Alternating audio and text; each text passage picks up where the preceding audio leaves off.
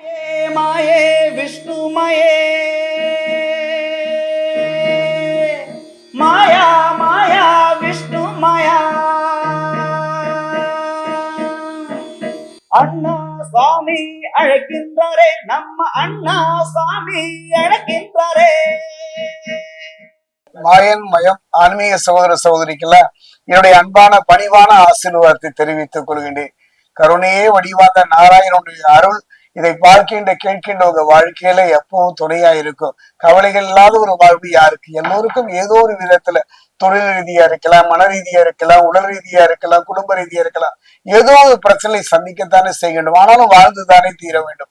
அந்த வகையை பார்க்கும்போது நம்ம இறைவன் மீது நம்பிக்கை வைக்கின்றோம். இறைவனோடு கூடிய அந்த ஜோதிடம் என்று சொல்லக்கூடிய ஒரு அற்புதமான கலை.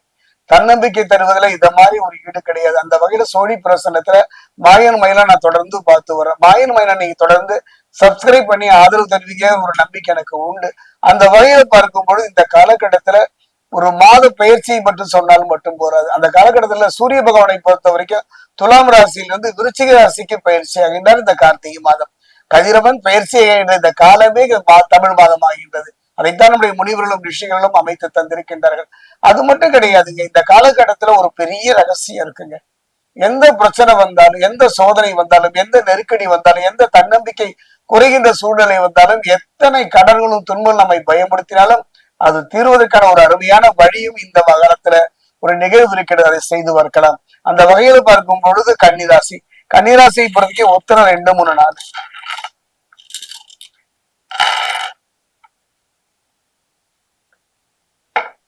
கன்னிராசியை பொறுத்த வரைக்கும் அஸ்தம்,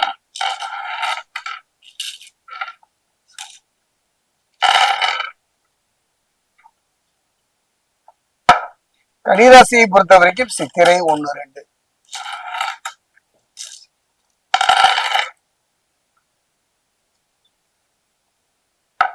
கன்னிராசி ஆன்மீக சகோதர சகோதரி, குரு பகவானை பொறுத்த வரைக்கும் மிதுனத்திலிருந்து கடகத்துக்கு பயிற்சியாகி கடக குருவாக இருக்கிறார். இன்னும் சற்று காலத்தில் அவர் திரும்பவும் தன்னுடைய பழைய இடத்துக்கு நோக்கி நகர்ந்து விடுவார். சனி பகவானை பொறுத்த வரைக்கும் யோகதாரகன் என்று சொல்லக்கூடிய ராகு பகவான் கொடுக்கக்கூடிய அந்த யோகங்கள் அத்தனையுமே நம்முடைய கர்மாவுக்கேற்ற வகையில தடுத்து வகுத்து நமக்கு தரக்கூடியவன். அப்படிப்பட்ட சனி பகவானுடைய வக்ர நிவர்த்தியும் இந்த கார்த்திகை மாதத்தில் தான் நிகழ்கின்றது. அந்த வகையில பார்க்கும் பொழுது கன்னிராசியை பொறுத்த வரைக்கும் சனி பகவானை பொறுத்த வரைக்கும் கண்டக சனியாக இருந்தவர் இப்ப ரோக சனியாக மாறுகின்றார். அப்பாடா என்று பெருமூச்சு விடக்கூடிய நேரம் அது இந்த காலகட்டம். இந்த கார்த்திகை மாதம் கொஞ்சம் கவனமா, கொஞ்சம் நிதானமா, கொஞ்சம் பொறுமையா யோசிக்கிறீர்களானா கடந்த கால கசப்புகள் எல்லாம் மறந்து எதிர்காலத்துல பயம் இல்லாம நிம்மதியாக வாழ்கின்ற ஒரு தருணத்தை இந்த கார்த்திகை மாதம் அமைத்து தரப்போகின்றது. கன்னிராசிகளை பொறுத்த வரைக்கும் இந்த மாதம் பல முக்கியமான வாய்ப்புகளை கொண்டு வந்து சேர்க்கின்ற ஒரு மாதமாகத்தான் அமைகிறது. அந்த வாய்ப்புகள் தொழிலாக இருக்கலாம், திருமணமாக இருக்கலாம், அதே நேரம் வெளிநாடு யோகங்களாக இருக்கலாம், படித்த படிப்புக்கு ஒரு நல்ல வேலையாக இருக்கலாம், அரசு துறையில, ஆன்மீகத்துல, பொதுத்துறை இருப்பவர்களுக்கு ஒரு நல்ல முன்னேற்றம் தரக்கூடிய ஒரு பதவி உயர்வோடு கூடிய இடப்பெயர்ச்சி தரக்கூடிய ஒரு மாதமாக கூட இருக்கலாம். உங்க கடினமான உழைப்பும் உறுதியும் பலம் தருகின்ற ஒரு மாதம் இந்த கார்த்திகை மாதம். வேலையில் நீங்கள் எடுக்கும் முயற்சிகள் அனைத்தும் வெற்றி பெறும். இது உங்களுக்கு பாராட்டையும் அங்கீகாரத்தையும் மனதுக்கு சந்தோஷத்தையும் நிம்மதியும் தரக்கூடியதாகத்தான் அமையும். குறிப்பா பாத்தீங்கன்னா ஆரோக்கியத்தை பொறுத்தவரை சுறுசுறுப்பாக வைத்திருப்பது மிகவும் முக்கியம். அதுக்கு காரணம் உங்க மனசுதான் காரணம். நான் முன்னமே சொன்னேன் அல்லவா, சோரை வைத்துக் கொண்டே சித்திரம் அறிய வேண்டும் என்பதை போல உடல் நலத்துல கொஞ்சம் கவனமாக இருக்க வேண்டிய ஒரு காலகட்டம். காரணம் என்னன்னு பாத்தீங்கன்னா கன்னிராசியை பொறுத்த வரைக்கும் கண்டக சனியாக இருந்தவர் இப்ப ரோக சனியாக மாறுகின்றார்.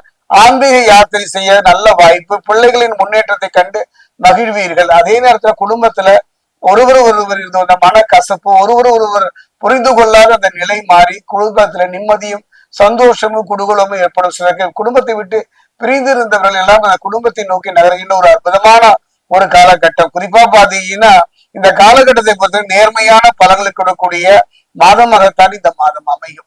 அதே நேரத்துல புண்ணிய பலம்ங்க. என்னுடைய இத்தனை வருஷம் ஜோதிடம் பார்த்த ஒரு மணி என்னெல்லாம் ஒரே மாதிரி சொல்ல முடியுமா? ஒவ்வொரு ராசியை பொறுத்தவரை அவருடைய கர்மாவுக்கு ஏற்ற பலன் தானே. கன்னிராசியை பொறுத்த வரைக்கும் ஒரு அருமையான வாய்ப்பு என்னன்னு சொன்ன, அதாவது நதிகளில் புனிதமானது எல்லாமே நதிதான் இந்த பாரத தேசத்துல.